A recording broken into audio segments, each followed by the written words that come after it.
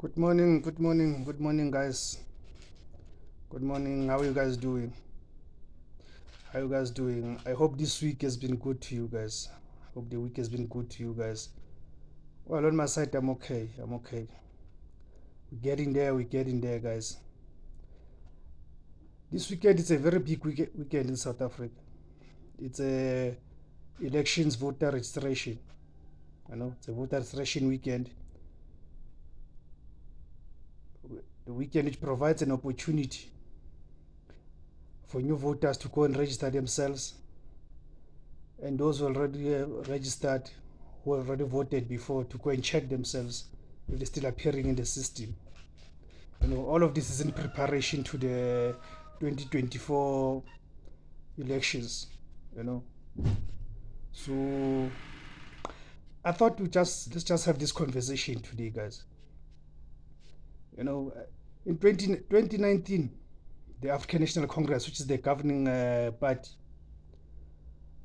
gathered about what 10 million, 10 plus million votes. That's all it got, and it won the elections. Mind you, the South African population now is around 60 million. You know, there's about 15 million eligible voters who are not partaking in the system. Who are so despondent, who have just decided to stay away from the political system. Who have just abandoned even the voting and stuff. So I just want us to have a conversation around that issue. Why is that? Because surely, if people are not happy with the governing party, which is the African National Congress in this case, surely they should be going out in numbers, to vote for the opposition, so they can vote out the governing party. But that is not happening. Instead, people are staying away. What does that tell us? Does it tell us that people have lost confidence in the political system? Does it tell us that people don't see any alternative to the governing ANC? Hence, instead of voting for the opposition, they decide to stay away. That's a serious conversation that we need to have. That despondency. Are people voting with their feet? Hence they stay away. Is the political system not appealing enough to the people? Does that tell us that people believe that solutions to the problems that confront this country cannot be found within the political system? Because surely now we're running that great risk of the credibility. If you're going to have a situation whereby people who are not voting outnumber those who have voted, can you, in all honesty, still say that is the democracy? Can you still regard that outcome as a credible outcome? Because we've always been taught that democracy, it is the rule of the majority. But now what happens if the majority is no longer partaking in the political system? Whereby the voting becomes an exercise of the minority. Does that not render the whole election and even the democracy useless?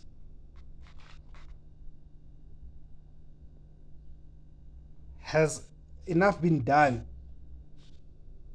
by all those involved in the political system to get to the bottom of this? To get to the bottom of why so many people are rejecting the political system.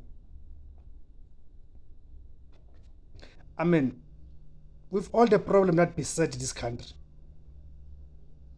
with We've got the highest unemployment. The unemployment rate in South Africa, it's very high. The inequalities, actually South Africa is now the most unequal society in the whole world.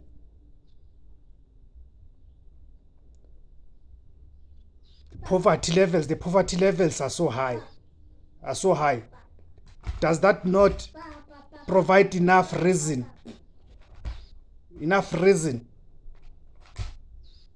for people to go out in numbers into the voting polls, into the voting stations,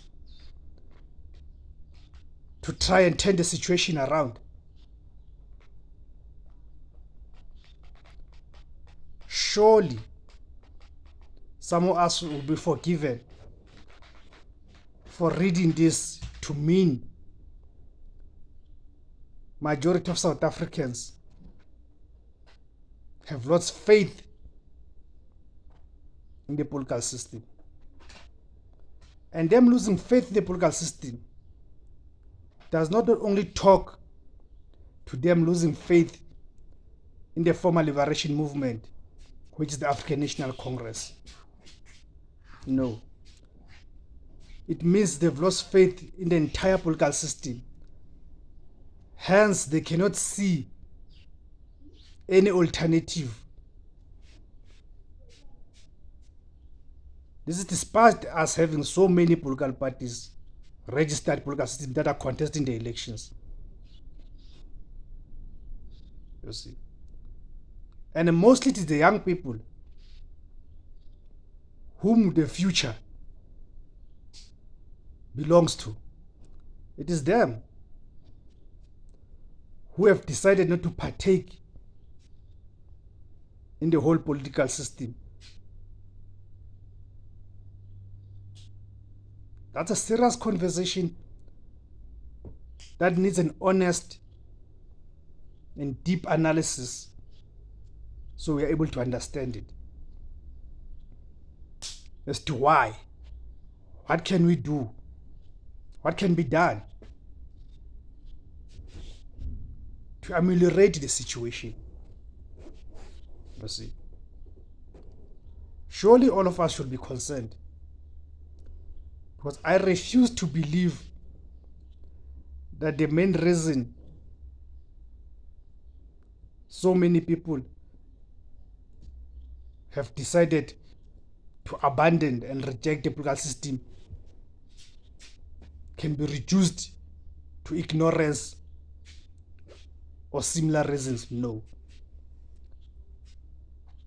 I'm convinced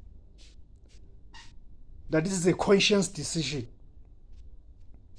that majority of the people are now taking. You see, because in their eyes,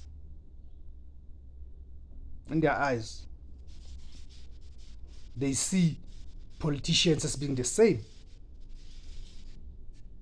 You see. So it means more needs to be done, especially by those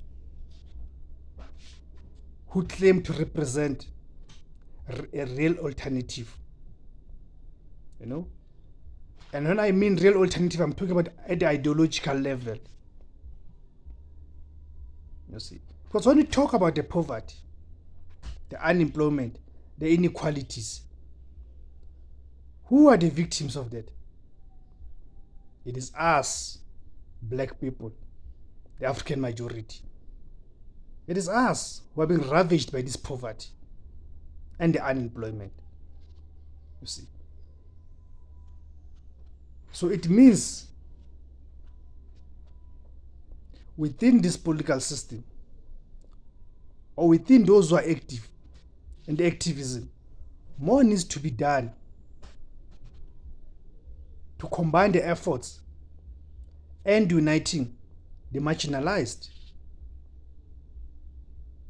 to ensure that the real agenda for liberation of black people